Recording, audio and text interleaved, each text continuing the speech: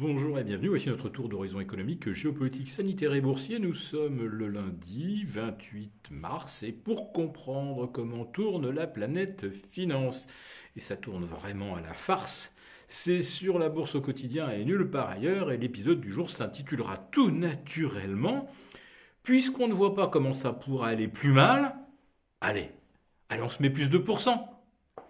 Oui, le CAC 40 vient de se hisser à 6685 points. À un moment, j'ai fait la photo, c'est la vérité. Le CAC 40 affichait 6666,66 et il gagnait alors un peu plus de 1,66%. Il est donc monté à 1,95, on va dire carrément 2%. Et là, franchement, on ne sait pas très bien pourquoi, hein, sans vouloir jouer les idiots. Alors, les taux sont toujours collés au plus haut, 1% donc pour le 10 ans français, 0,59, 0,60 pour le Bund allemand. C'est ce qu'on a vu de pire comme niveau depuis 2018. Les T-bonds américains, eh bien, toujours au-delà des 2,47%. On était même monté jusqu'à 2,55 ce matin.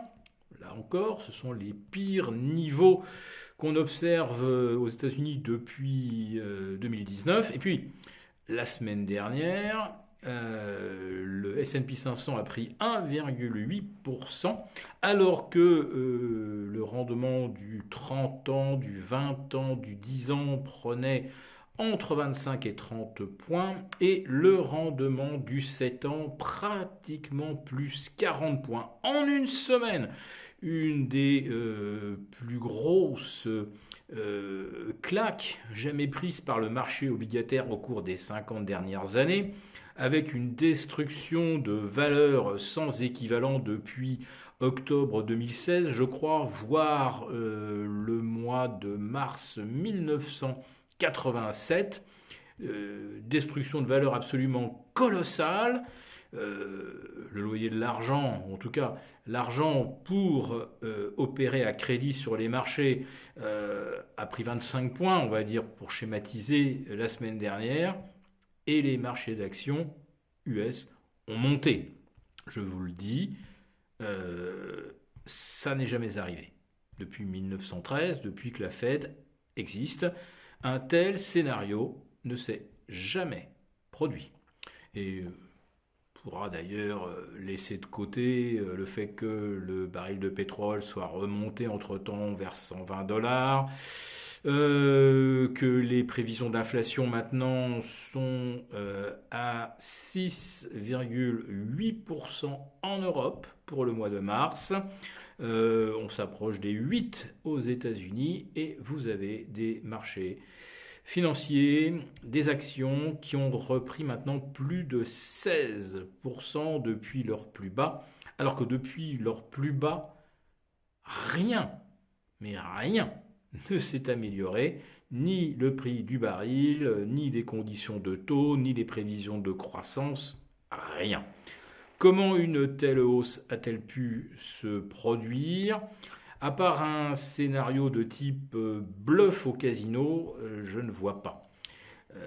Pour vous faire le résumé, effectivement, tout le monde constate que l'on s'en va vers une inflation qui va détruire le pouvoir d'achat des ménages, ce qui se traduira par une chute de la consommation et une amorce de récession.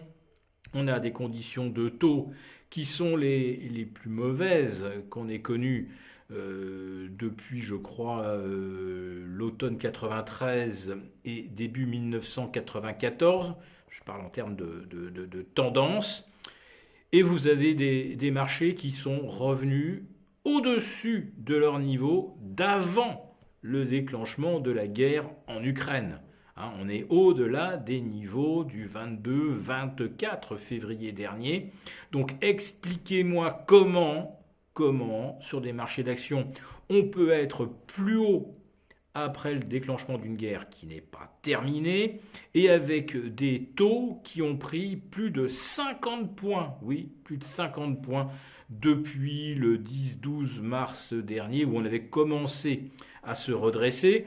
On aurait dû s'arrêter, vu que les taux reprenaient une trajectoire quasi parabolique à la hausse. Eh bien non, les actions ont monté en même temps que le coût de l'argent se renchérissait. Autrement dit, ça réduit mécaniquement la prime sur les actions. Donc, à part un coup de poker assez simple en fait, puisque tout le monde était positionné à la baisse, eh bien vous avez quelques opérateurs influents qui ont retourné en quelque sorte le marché, contraint les vendeurs à se racheter, tout comme un bluffeur au poker qui a une paire de 2 en main, tandis qu'à côté de lui, il y a une paire de rois et déjà une paire d'as sur la table, ça fait un full des as par les rois, vous avez une paire de 2, mais vous misez comme si vous aviez le quatrième as.